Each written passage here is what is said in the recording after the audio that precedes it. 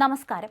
നിരവധി കേസുകളിൽ പ്രതിയായ അർജുൻ ആയങ്കിയുടെ ഇളയ സഹോദരനും പിടിയിലായി. അജയ് ആയങ്കിയെയാണ് പോലീസ് അറസ്റ്റ് ചെയ്തത്. കോഴിക്കോട് നടക്കാവിൽ നിന്നാണ് ഇയാളെ രാത്രി അന്വേഷണ സംഘം കസ്റ്റഡിയിലെടുത്തത്. ആദ്യം കരുതൽ തടങ്കലിൽ എടുത്ത അജയെ ഒളിവിൽ കഴിയുന്ന കുറ്റവാളിയായ അർജുൻ ആയങ്കിയെ സഹായിച്ചുവെന്ന കുറ്റം ചുമത്തിയാണ് നടക്കാവ് പോലീസ് അറസ്റ്റ് ചെയ്തത്. ഒളിവിലിരുന്ന അർജുൻ ആയങ്കി ഇൻസ്റ്റാഗ്രാമിലും മറ്റ് സോഷ്യൽ മീഡിയ പ്ലാറ്റ്ഫോമുകളിലും പങ്കുവച്ച വെല്ലുവിളി പോസ്റ്റുകൾക്ക് പിന്നിൽ അജയ് ആയങ്കിയാണെന്ന കണ്ടെത്തലിന്റെ അടിസ്ഥാനത്തിലാണ് ആദ്യം പോലീസ് അജയെ അറസ്റ്റ് ചെയ്തത്.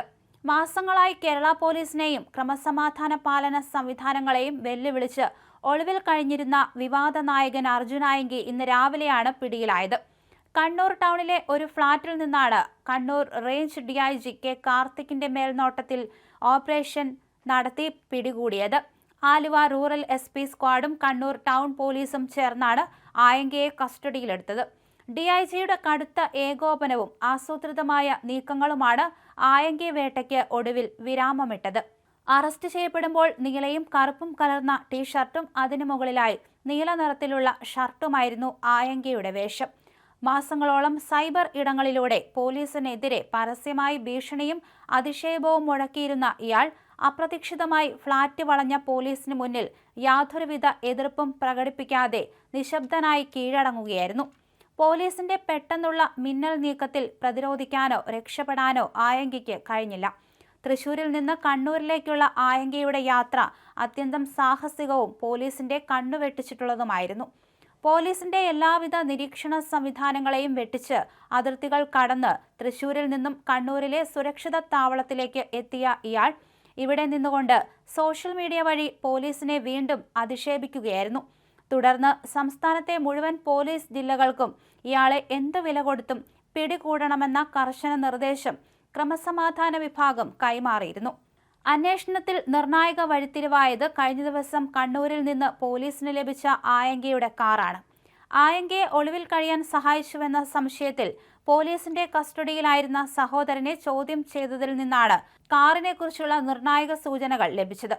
ഈ വാഹനം കേന്ദ്രീകരിച്ച് പോലീസ് നടത്തിയ ശാസ്ത്രീയ പരിശോധനകളും തുടർന്നുള്ള അന്വേഷണവുമാണ് ഒളിവ് താവളത്തിന്റെ വാതിലുകൾ തുറന്നത്.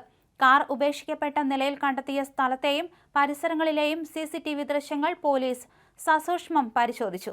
തുടർന്ന് ഇയാൾ കണ്ണൂർ ടൗണിലെ ഫ്ളാറ്റിലാണ് ഒളിവിൽ കഴിയുന്നതെന്ന് പോലീസിന് രഹസ്യ വിവരം കിട്ടി. വിവരങ്ങൾ പുറത്തുപോയാൽ പ്രതി വീണ്ടും താവളം മാറ്റുമെന്നതിനാൽ ഓരോ നീക്കങ്ങളും അതീവ രഹസ്യമായാണ് അന്വേഷണ സംഘം ആസൂത്രണം ചെയ്തത്. രഹസ്യ വിവരത്തിന്റെ അടിസ്ഥാനത്തിൽ DIG K Karthik, Kannur rural SP squad, അതുപോലെ ടൗൺ പോലീസ് എന്നിവർ ചേർന്ന് ഫ്ളാറ്റ് പൂർണ്ണമായും വളയുകയായിരുന്നു. രക്ഷപ്പെടാനുള്ള എല്ലാ വഴികളും അടച്ച ശേഷമായിരുന്നു അകത്തു കടന്നുള്ള പരിശോധന. തുടർന്നാണ് ഇയാളെ പോലീസിന് പിടിയിലാക്കാൻ സാധിച്ചത്. പിടിയിലായ ആയങ്കിയെ മാധ്യമങ്ങൾക്ക് മുന്നിൽ പ്രദർശിപ്പിക്കുന്നതിനായി പോലീസിന്റെ ഔദ്യോഗിക ഫോട്ടോയും പുറത്തുവിട്ടിരുന്നു. കണ്ണൂരിൽ അറസ്റ്റിലായ ആയങ്കിയെ കേസിന്റെ തുടരന്വേഷണങ്ങൾക്കായി ആലുവ റൂറൽ പോലീസിന് കൈമാറും. കണ്ണൂരിലും ഇയാൾക്കെതിരെ അധിക്ഷേപത്തിനും ഭീഷണിക്കുമെതിരെ കേസുകൾ നിലവിലുണ്ടെങ്കിലും ആലുവ റൂറലിലെ പോലീസ് ഉദ്യോഗസ്ഥരെ ഔദ്യോഗിക കൃത്യനിർവഹണത്തിനിടെ ഭീഷണിപ്പെടുത്തുകയും സൈബർ ഇടങ്ങളിലൂടെ അവഹേളിക്കുകയും ചെയ്ത കേസാണ് നിലവിൽ ഏറ്റവും പ്രധാനപ്പെട്ടത്. വലിയൊരു രാഷ്ട്രീയ തണലിലാണ് താൻ കഴിയുന്നതെന്ന ധാരണയിലായിരുന്നു ആയങ്കി ഇതുവരെ പോലീസിനെ വെല്ലുവിളിച്ചത്. എന്നാൽ മുൻകാലങ്ങളിലെന്ന പോലെ കണ്ണൂരിലെ CPM പാർട്ടി ഗ്രാമങ്ങളിലേക്ക് പ്രവേശിക്കാനോ അവിടെ ഒളിവിൽ കഴിയാനോ ഇത്തവണ ആയങ്കിക്ക് സാധിച്ചില്ല. പാർട്ടിയുടെ പിന്തുണയോ സംരക്ഷണമോ ഇല്ലാത്തതിനാലും പാർട്ടി ഗ്രാമങ്ങളിൽ അഭയം ലഭിക്കാത്തതിനാലും നഗരത്തിലെ ഫ്ളാറ്റിലേക്ക് താവളം മാറ്റേണ്ടി വന്നതാണ് ഇയാൾ പെട്ടെന്ന് പോലീസിന്റെ വലയിലാകാൻ പ്രധാന കാരണമായത്. അറസ്റ്റിന് ശേഷം മാധ്യമങ്ങൾക്ക് മുന്നിലെത്തിച്ച ഇയാളുടെ ചിത്രങ്ങൾ പോലീസ് ഔദ്യോഗികമായി ആദ്യമേ പുറത്തുവിട്ടിരുന്നു. തൃശൂരിൽ നിന്ന് അതിസാഹസികമായി കണ്ണൂരിലെത്തിയെങ്കിലും ഒടുവിൽ ക്രമസമാധാന പാലകർക്ക് മുന്നിൽ തലകുനിക്കേണ്ടി വന്ന ആയങ്കിയെ നിയമത്തിന് മുന്നിലെത്തിച്ച് പരമാവധി ശിക്ഷ ഉറപ്പാക്കാനാണ് ആലുവ റൂറൽ പോലീസിന്റെ തീരുമാനം.